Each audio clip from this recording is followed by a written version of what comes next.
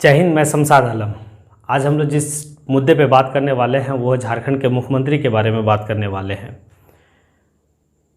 क्योंकि झारखंड का मुख्यमंत्री का एक डायलॉग मुझे अच्छी तरीके से याद है कि शेर का बच्चा शेर होता है, और ये बात उन्होंने साबित करके दिखाया।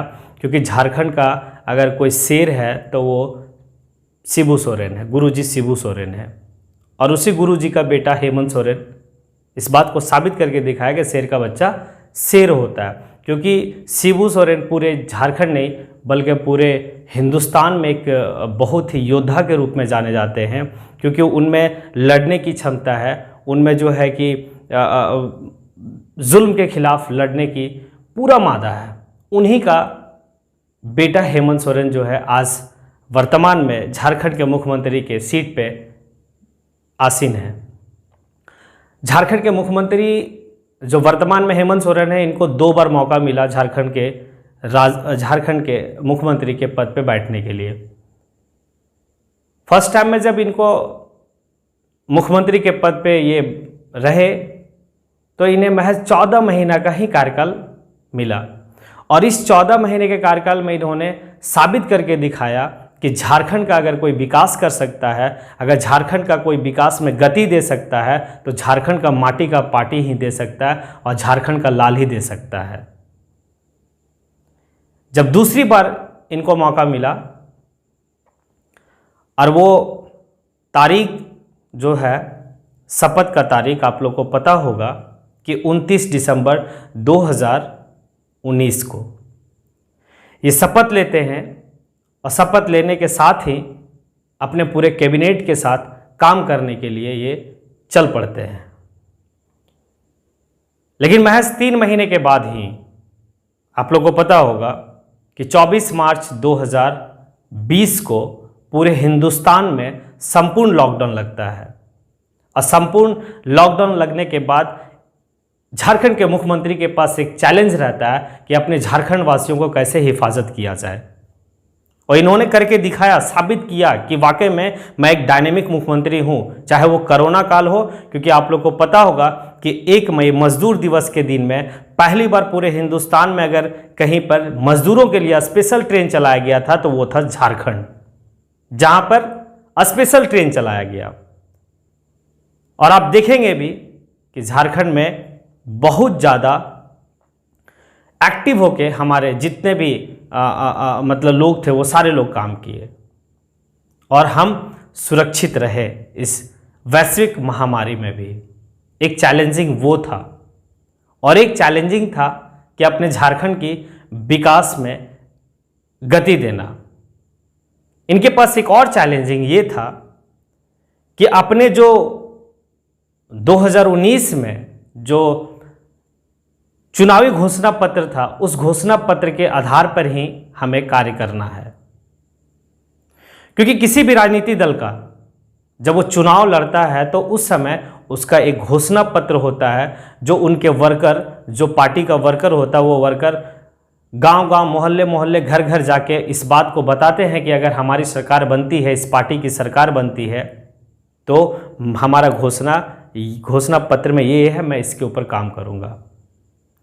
और वो घोषणा पत्र में हेमंत सोरेन ने इस बात को करके दिखाया और साबित किया कि झारखंड के उत्थान झारखंड के ही माटी का लाल कर सकता है, ना कि कोई बाहरी मुख्यमंत्री कर सकता है। क्योंकि वो बाहरी मुख्यमंत्री को भी हमने 5 साल देखा, और उनका एक स्थानीयता नीति था 1985 का, जिससे झारखंडियों का भला नहीं हो सकता था। लेकिन इनका घोषणा पत्र में पहला पॉइंट था कि अगर हमारी सरकार बनती है तो हम जो है कि 1932 का खतियान को लागू करेंगे, और नियोजन नीति इसी के ऊपर रहेगा। इन्होंने करके दिखाया और साबित किया। इनके घोषणा पत्र, जेएमएम पार्टी का घोषणा पत्र में यह था कि अगर हमारी सरकार बनती है तो हम ओबीसी को 27% आरक्षण देंगे। इन्होंने करके दिखाया। इनका घोषणा पत्र में यह था कि अगर हमारी सरकार बनती है तो हम पारा टीचरों को अस्थायी करेंगे और उनका वेतनमान बढ़ाएंगे, क्योंकि वो पारा टीचर जब से झारखंड अलग हुआ है और वो पारा टीचर को हर सरकार के टाइम में उन्हें लाठियाँ खानी पड़ी, उन्हें कितने झेलना पड़ा, कितना आंदोलन किए, कुछ लोग पारा टीचर शहीद भी हुए, लेकिन उनका कोई सुना नहीं। अगर कोई सुना तो झारखंड का माटी का लाल ही सुना, डायनेमिक मुख्यमंत्री हेमंत सोरेन। और अंततः आज झारखंड के जितने भी पारा टीचर हैं सभी को वेतनमान भी बढ़ाया गया और अस्थायी भी किया गया। इनके घोषणा पत्र में यह था कि अगर हमारी सरकार बनती है तो हम पुराना पेंशन को लागू करेंगे, पुराना पेंशन को लागू करेंगे। इन्होंने करके दिखाया, क्योंकि जब घोषणा पत्र के आधार पर कोई भी सरकार कार्य करता है तो उनके पास नेक्स्ट चुनाव में जाने का बड़ा आसानी रहता है, मुंह रहता है कि हम जाके लोगों से कह सकते हैं कि मैंने अपने घोषणा पत्र के आधार पर कार्य किया। उनका घोषणा पत्र में यह भी था कि अगर हमारी सरकार बनती है तो हम आंगनबाड़ी सेविका, सहिया, वो आंगनबाड़ी सेविका जिनको पिछली सरकार में लाठी और डंडा का सामना करना पड़ा था, लेकिन झारखंड का माटी का लाल का समय में सम्मान मिला और इन्हें भी अस्थायी किया गया। इनके घोषणा पत्र में यह भी था कि अगर हमारी सरकार बनती है तो हम वो किसान, जिस किसान के वजह से जो है कि आज देश चल रहा है, अन्नदाता ही देश का रीढ़ है, वो अन्नदाता को सम्मान दिए और कहे कि अगर हमारी सरकार बनती है तो हम जो है कि अन्नदाताओं को, किसानों को कर्ज माफ कर देंगे। वो करके दिखाए। इन्होंने साबित किया, क्योंकि इससे पहले जितनी भी सरकार झारखंड में बनी, कोई भी अपना घोषणा पत्र के तहत काम नहीं किया, लेकिन इन्होंने अपने घोषणा पत्र के तहत काम किए। ये एक बहुत ही बड़ा बात है किसी भी सरकार के लिए, और किसी भी राज्यवासियों को सोचना होगा कि वाकई में, यानी कि किसी भी सरकार जो है, कोई भी सरकार अगर अपने घोषणा पत्र के आधार पर अगर कार्य करता है तो वाकई में वो एक डायनेमिक मुख्यमंत्री है। भले ही झारखंड का निर्माण जो है वो 2000 ईस्वी में हुआ हो, लेकिन वास्तविक में अगर कहा जाए तो झारखंड का असली निर्माण आज हुआ है, क्योंकि आज झारखंडियों को अपना एक पहचान मिला, 1932 का खतियान मिला। इस सरकार में इन्होंने एक बात और अपने घोषणा पत्र में जो है कहे थे कि अगर हमारी सरकार बनती है तो हम जेपीएससी प्रत्येक साल करेंगे, जेपीएससी में प्रत्येक साल जो है वैकेंसी आएगी।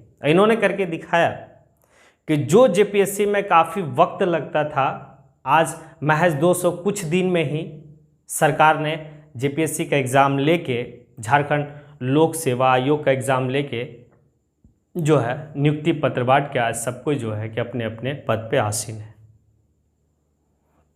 इन्होंने ये सारी बात करके, कुछ लोगों को लगेगा कि सरकार का ये बहुत गुणगान कर रहा है। हाँ, मैं गुणगान कर रहा हूँ, क्योंकि मुझ में वो मादा है गुणगान करने का। क्योंकि वो तारीख, अगर आप लोग को लगेगा कि ये सरकार का सिर्फ गुणगान कर रहा है, तो हम इस सरकार का विरोध भी किए थे, क्योंकि इनकी जब भी कोरोना काल के टाइम में जब ये काम नहीं किए थे तो उस समय में वो तारीख मुझे एग्जैक्ट मालूम है कि वो तारीख 5 अप्रैल 2022 को मैंने अपने फेसबुक आईडी के तहत एक पोस्ट किया था, और वो पोस्ट ये था कि झारखंड का जो सरकार है, वर्तमान की सरकार, हेमंत सोरेन की सरकार, वो सभी वर्गों को ठगा।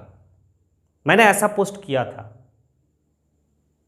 तो मुझ में वो मादा है कि मैं सरकार का विरोध भी करूंगा, और सरकार अगर कोई अच्छा कार्य करती है तो मैं उस सरकार का तारीफ भी करूंगा। इसके लिए जिसे जो भी कहना है कहे, मुझे कोई फ़र्क नहीं पड़ता। मैं इस सरकार की तारीफ़ कर रहा हूँ क्योंकि सरकार ने 1932 का खतियान लागू किया, क्योंकि उन्होंने जेपीएससी को सही समय पर जो है कि कार्य किया। तो जब अच्छे काम कर रहे तो मैं तारीफ़ करूँगा, जिस समय वो गलत कार्य करेंगे मैं बिल्कुल गलत करूँगा, मैं बिल्कुल उनका बहिष्कार करूँगा। जय हिंद, जय भारत, जोहार झारखंड।